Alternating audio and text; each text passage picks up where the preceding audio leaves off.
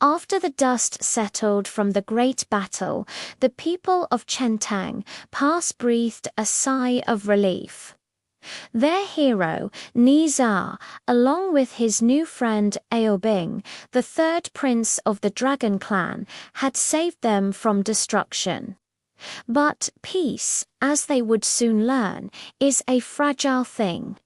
While Nizar and Aobing's souls were preserved in the lotus, their bodies were gone, and the celestial punishment that struck them sent ripples of chaotic energy across the realms. Deep within the abyss of the sea, the Dragon King Ao Guang felt this disturbance. His grief over Aobing's sacrifice quickly twisted into a furious desire for vengeance. He believed the heavenly realm had not only failed his clan, but had actively conspired against them. Consumed by rage, he made a dark pact. He began channeling the resentment of the entire Dragon Clan, accumulated over millennia of thankless guard duty, into a forbidden ritual. His goal: to resurrect the ancient primordial sea monster, a beast so powerful it once threatened the Jade Emperor himself. He would unleash this creature upon the heavens and the mortal world, forcing them to acknowledge the might of the dragons. Meanwhile, in the celestial mountains, Taiyi Genren was working tirelessly. Using the divine lotus, he had managed to reconstruct Nizar and Aobing's bodies, but their souls were weakened and fragmented. When they finally awoke, they were not quite themselves. Nizar's fiery temper was now unpredictable, flickering between calm and explosive rage. Ao Bing, once composed, was haunted by visions of his clan's suffering and his father's growing darkness. Their powers, once perfectly balanced between fire and ice, were now unstable, often backfiring in dangerous ways. The first sign of trouble came not from the sea, but from the heavens. The chaotic energy from the celestial punishment had weakened the seals on other ancient demons. One such demon, a cunning illusionist known as the Shadow Weaver, escaped its prison. It fed on fear and discord, and it saw the fractured bond between Nizar and Aobing as the perfect feast. The Shadow Weaver began to subtly manipulate them, turning their insecurities into vivid nightmares. It showed Nizar visions of his parents and the villagers turning against him again, calling him a monster. It whispered to Aobing that Nizar would ultimately betray him, that the world of men would never accept a dragon. The friends began to drift apart. Misunderstandings, fueled by the demon's illusions, led to heated arguments. Nizar, frustrated with his fluctuating powers, accused Aobing of hiding his true strengths. Aobing, tormented by his father's path, grew distant and secretive, unable to share the burden he felt. Their training sessions, once a symbol of their unity, became bitter duels. The balance they had achieved was shattered. It was Li Jing and Lady Yin who first noticed the change. They saw the darkness creeping into their son's heart and the sorrow weighing down his friend. Realizing a more sinister force was at play, they sought the wisdom of Taiyi. Together, they uncovered the truth about the Shadow Weaver. Taiyi explained that the only way to defeat such a demon was not with brute force, but with an unbreakable will and absolute trust. Nizar and Aobing had to find their way back to each other, but time was running out. Far below, the Dragon King's ritual was nearing completion. The seas grew violent, and monstrous leviathans, minions of the primordial beast, began to rise from the depths, attacking coastal towns. The heavenly realm, now facing a full-scale rebellion from the Dragon Clan and their ancient ally, was in chaos. The Jade Emperor, arrogant and unwilling to admit his own part in the dragon's plight, prepared for war. Tai Genron knew a direct conflict would devastate all three realms.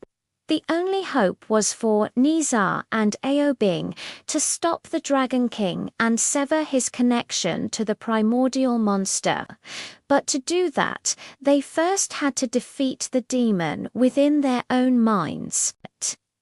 In a climactic confrontation, the Shadow Weaver trapped them in a shared illusioner, twisted replay of their battle against the celestial punishment.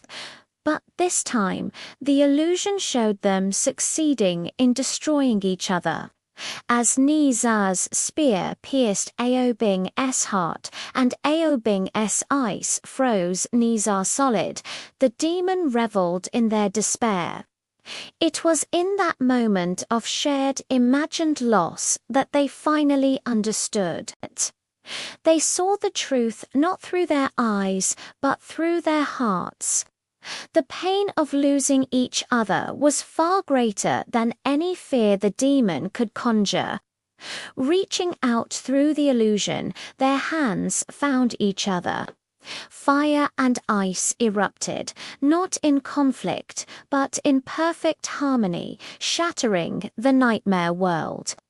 They emerged stronger, their bond reforged in the fires of adversity. Their powers were no longer unstable.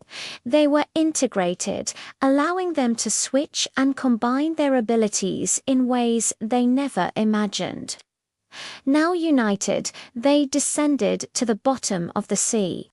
They found Ao Guang at the heart of a swirling vortex of dark energy, the colossal form of the primordial sea monster looming behind him. Aobing pleaded with his father, not as a prince, but as a son. He spoke of his friendship with Nizar, of the hope for a new future where dragons were not prisoners, but respected allies. He acknowledged his clan's pain, but condemned his father's path of destruction. Nizar stood by his side, not as a warrior, but as a testament to that hope. He, the Demon Pearl, was living proof that destiny is not written in stone. Moved by his son's words and seeing the genuine bond between the two boys, the Dragon King hesitated. In that moment of doubt, the primordial monster, a being of pure chaos, lashed out, attempting to consume Ao Guang himself. Working as one, Nizar and Aobing unleashed their combined power. Nizar created a vortex of cosmic fire, while Aobing channeled the pure cold power of the deep ocean. Fire and ice intertwined, forming a celestial yin-yang symbol that enveloped the primordial beast. It wasn't a cage of force, but a cage of balance. The beast, unable to exist in such perfect harmony, was not destroyed, but pacified, lulled back into a deep slumber. With the threat averted, the Dragon King saw the error of his ways. The path of vengeance would only have led to more suffering. He surrendered not to the Jade Emperor, but to his son, agreeing to answer for his actions. News of their deed reached the heavenly realm.